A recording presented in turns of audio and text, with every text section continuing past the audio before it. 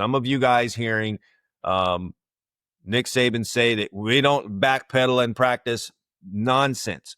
If you went to any of those practices for Nick Saban at Alabama, they backpedal, corners and safeties.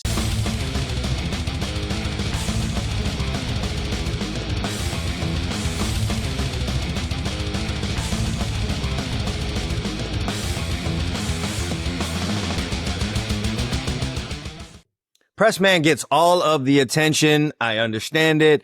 That is, what has been glorified in this game. Some of the best players to play this game. And the two guys that people really talk about at cornerback were press man guys, Darrelle Revis, Deion Sanders. I get it. It shows off all of your athleticism. It's great to get your hands on a guy at the line of scrimmage and eliminate him, or glue to a guy right at the line of scrimmage.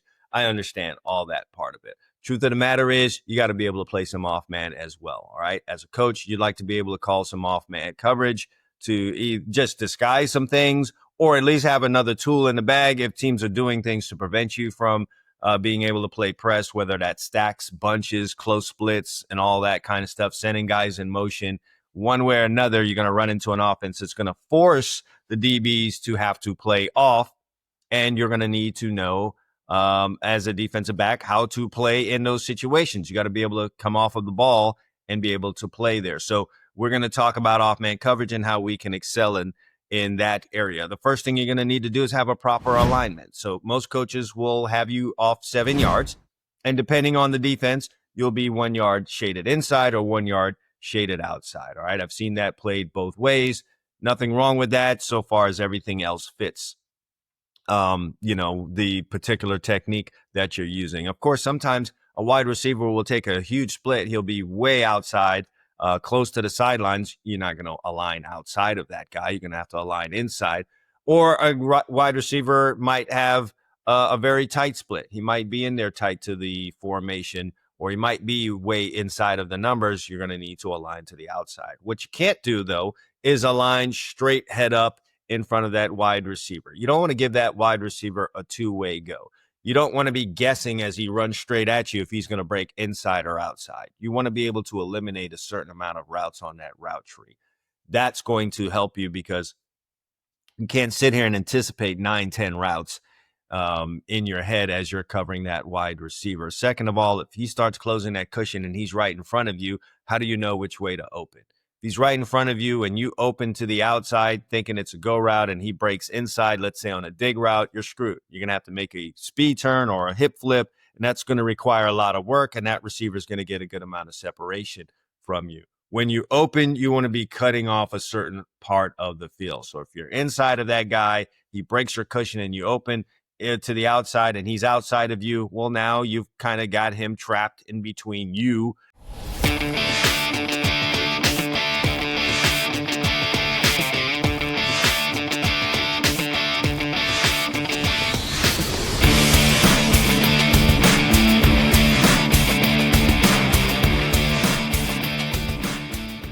And the sidelines, and it makes life a little bit easier. If you're playing outside and you open as he breaks a cushion to the inside and he's inside of you and his route happens to be an outside route, well, you're in good position.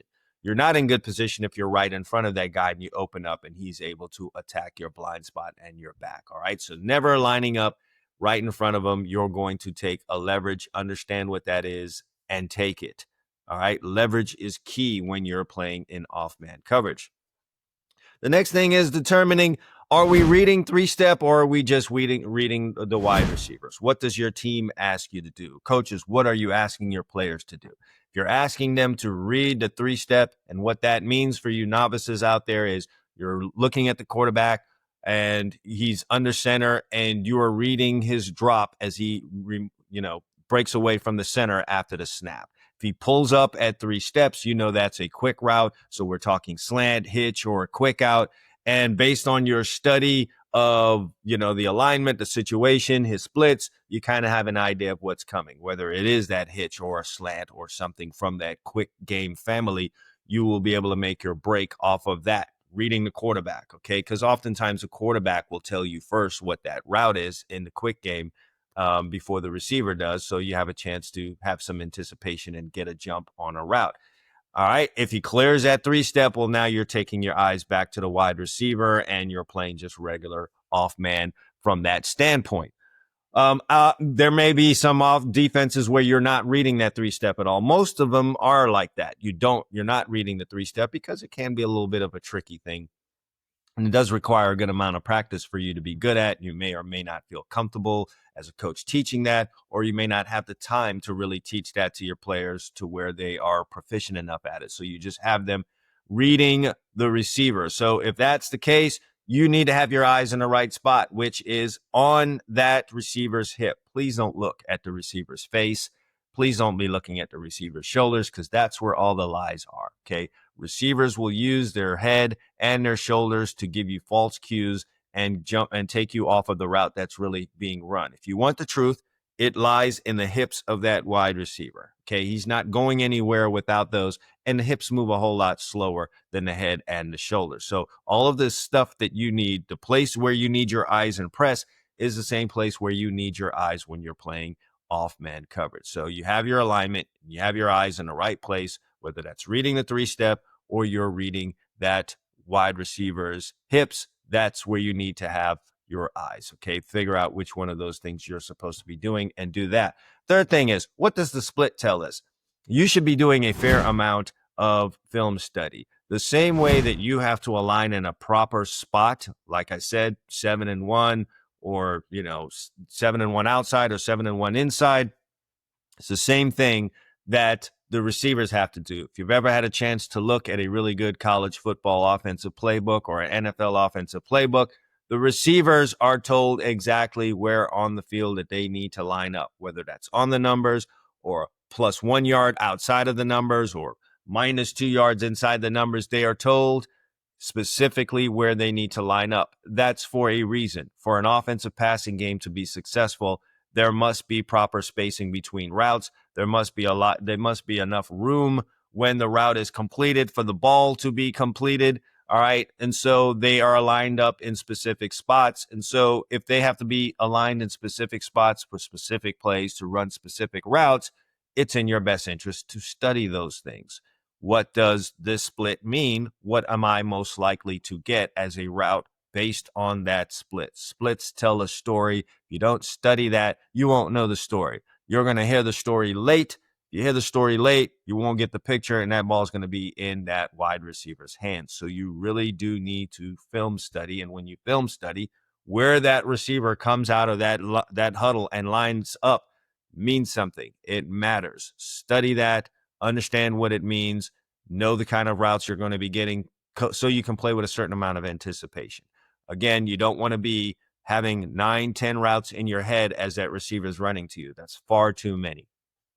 Based on that receiver split, then on the way that he stems you off of the line of scrimmage, and for you novices, stem means the angle that he takes towards your leverage, just the kind of a angle that he takes off of the line of scrimmage when he's running the route down the field starts to tell you a story, and you can start eliminating certain things, and you can get through the process of elimination, break it down to 1 or 2 routes that might be run so you can have some anticipation. You can stick your foot in the ground and drive the route if you need to, or open up and go cover a deep route if that's what's coming your way.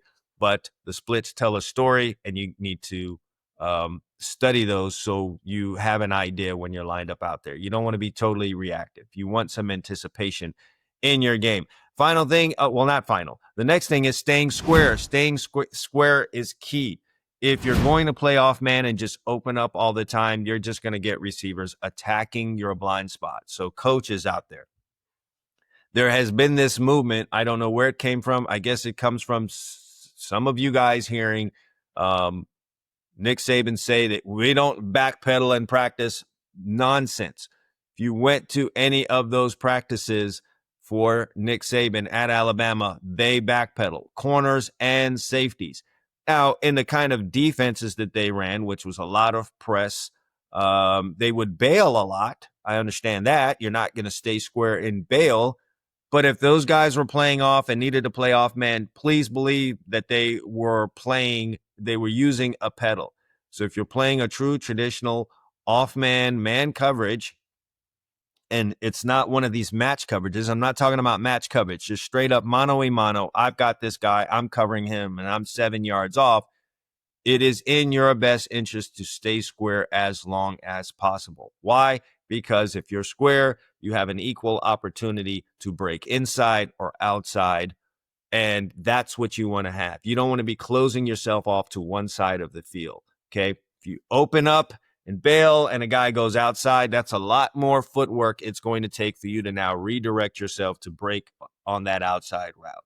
If you've opened up early facing the sidelines and a guy breaks inside, that's a whole lot more footwork it's going to require and take for you to now get yourself and your body in position to go break on that in route, whether it's a curl, a post, or a dig. If you've opened up outside, a lot more footwork.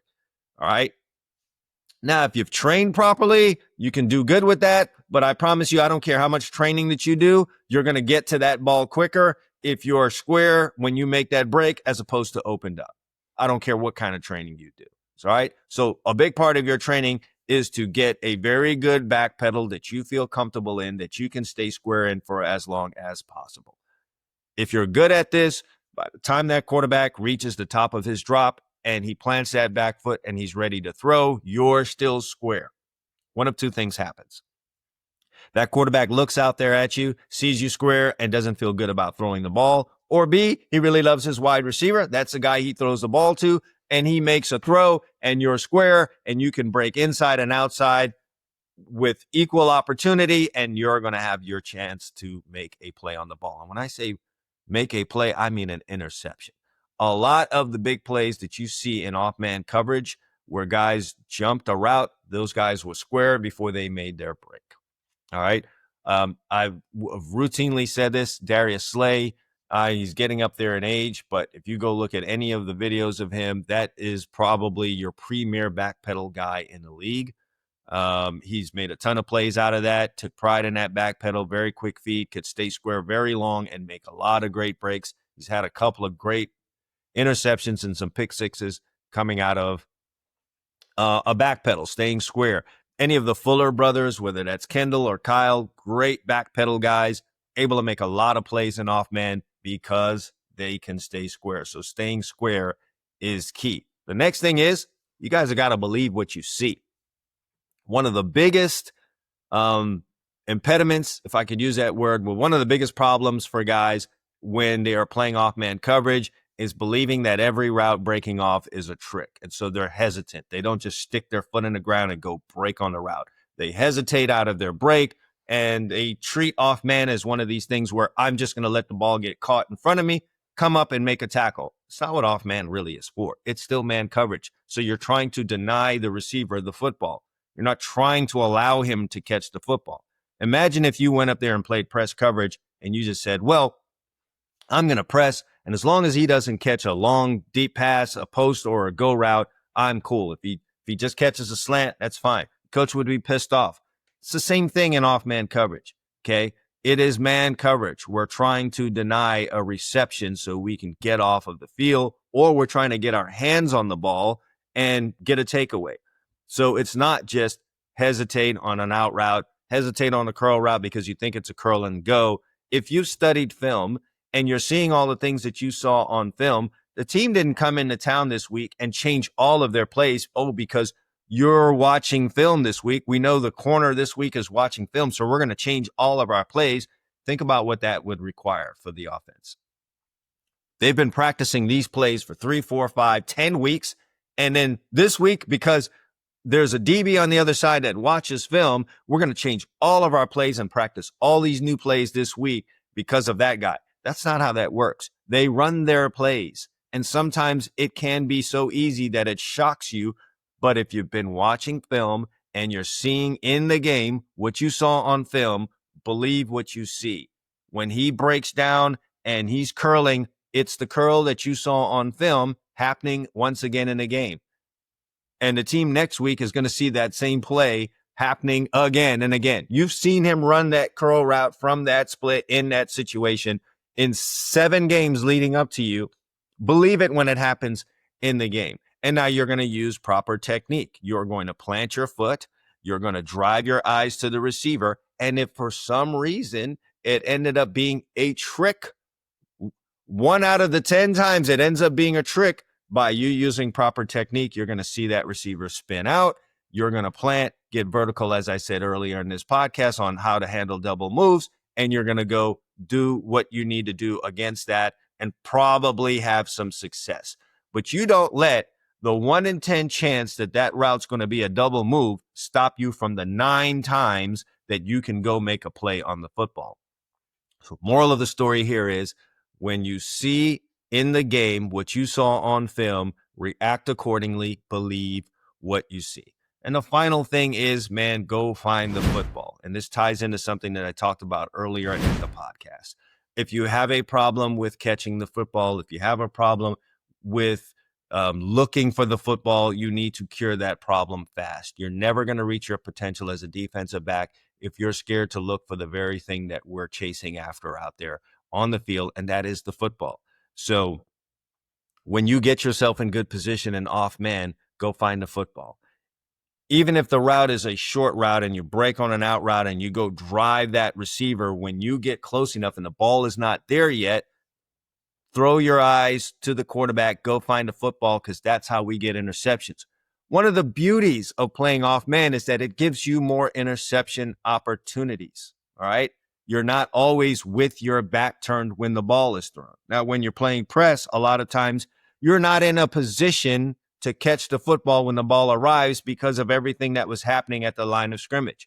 All right. You might have been off balance because you were fighting with the wide receiver, or most of the time you end up with your back to the ball and you've got to turn your head around and make a quick determination. When you're playing off, for 5 or 6 of those routes, you're able to break coming forward. All right. Guys like Asante Samuel, who you saw in the clip earlier in this game, was really good at that. He played a lot of off man and he was able to break forward on routes, not being pressed and have his back turned, and was able to make a lot of great plays, a lot of pick sixes. He had quite a few in his career from playing off man, A, from playing square and breaking, and B, using his eyes and finding the football and getting his hands on the football. So if you have an issue catching the football, catch more footballs. But do go find that football when you make that break.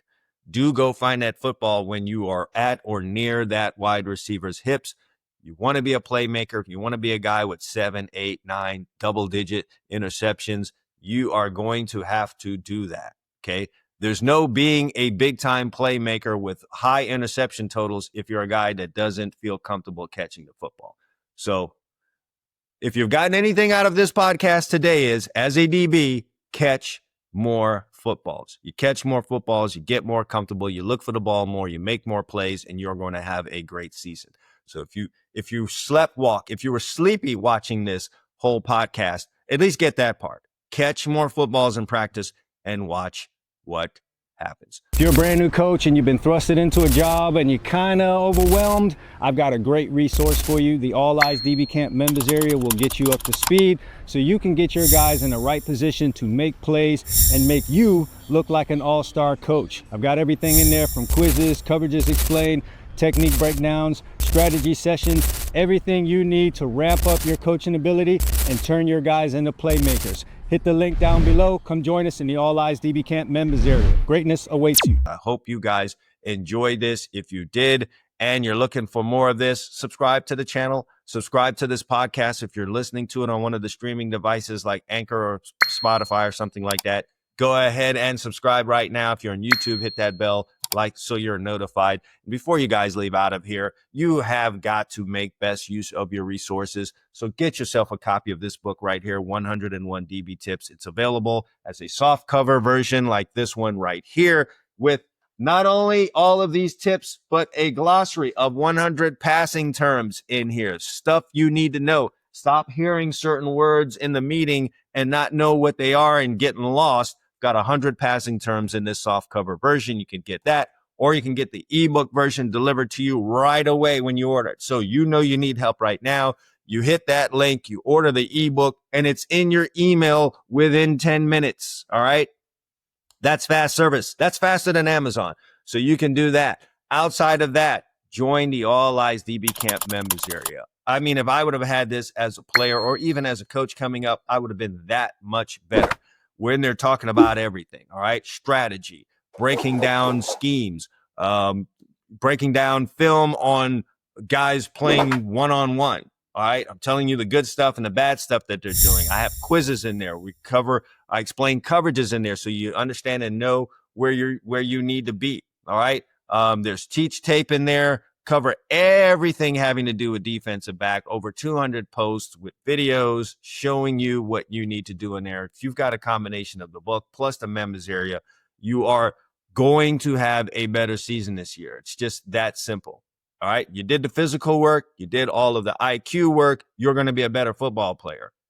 Barring injury, you're just going to have a better 2025 than 2024 or any season that you've had before that. So make use of your resources. Link to both of these down below. That's it for me. I'm heading out. Give this video a like.